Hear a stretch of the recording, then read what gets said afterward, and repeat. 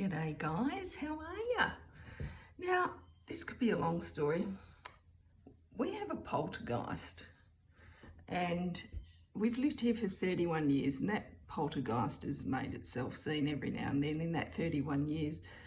In the beginning, we could hear the poltergeist walking, because we have floorboards, so they creak.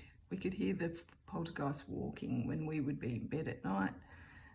Came home to all the dining chairs on the table one night.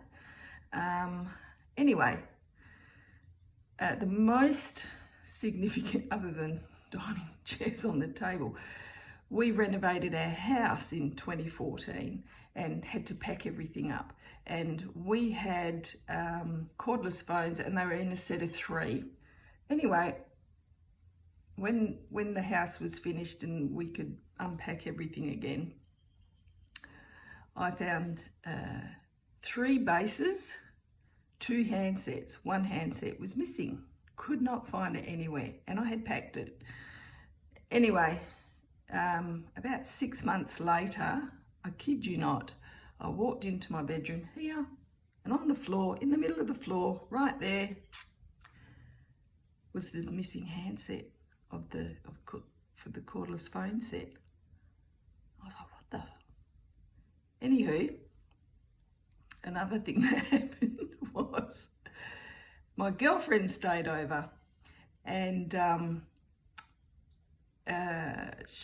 next morning my husband got up to make us a cup of tea and she climbed into my bed with me and we're chatting. Anyway, she got out of the bed and I went, oh, you've dropped your necklace. And she looks at this necklace and she goes, what the fuck? She goes, I lost that years ago. I was like, are you serious? She goes, I am. She was like white. She was like, couldn't believe it. She goes, that's really spooky. There you go. So the latest one is my husband rides a motorbike. He rides a Ducati. Don't ask me what model it is. It's a 2014. It's red. It makes a lot of noise. He loves it and it goes really fast. Anyway, not that you can ride it fast between here and his work because it's all 60 kilometres an hour, except for the tunnel where it's 80. Yeah. Anywho, he rides a motorbike.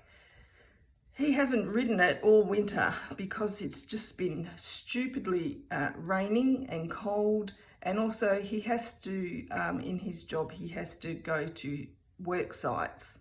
And when he does that, he has to take a car because he has to take all his PPE stuff. So like masks and high-vis and gloves and all sorts of stuff, which you can't take on a motorbike. So he hadn't ridden his motorbike all winter. And then 8 weeks ago, he broke his finger. He couldn't ride his motorbike with that because he couldn't clench a fist. So he couldn't like grip. So anyway, on the weekend, he said, I'm going to take my bike this week. My hand's fixed. I don't have to go to site. I'm going to get back and it's going to be a nice week. I'll get back on the bike. No worries. Siri's talking to me. Thanks, Siri. Yeah, see, the poltergeist did that, I reckon. Anyway. He said, do you know where my motorbike key is? I was like, no. And we looked everywhere. I said, just look in your motorbike boots, tip them upside down. Maybe it's in there. Tips them upside down, shakes them. I got them, put my hand in there, nothing. Checked all his jackets, checked every drawer, every bowl, everywhere, the entire house. The 2 of us looked. I said, is it in the motorbike? We went out, pulled the cover off. No, looked under the motorbike, wasn't anywhere. It was not anywhere. Anyway, we had a master key that was given when he bought the bike. So we got that out. He started the bike up. It was fine. He said, I'll just use that. He said, it'll turn up, don't worry. Oh, running out of blood. So anyway, Monday, he rings me from work and he goes, I found my key, my motorbike key. And I was like, where? In my motorbike boot. I was like, but we looked in there. He goes, I know we looked in there. He said, and I even saw you stick your hand in them. And he said, I put my foot into my boot and I was like, oh no, the inner soul's buggered. And then he went, hang on, that's really hard. And then he pulled his foot out and there was the motorbike key. The poltergeist has struck again.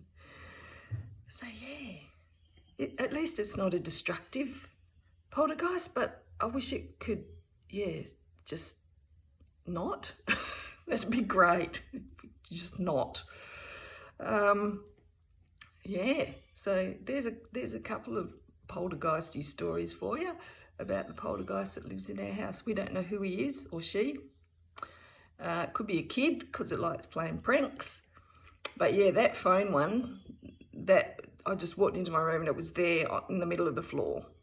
And I was just like, how? And then I thought, oh, somebody's left one of the other handpieces. No, they were on their bases.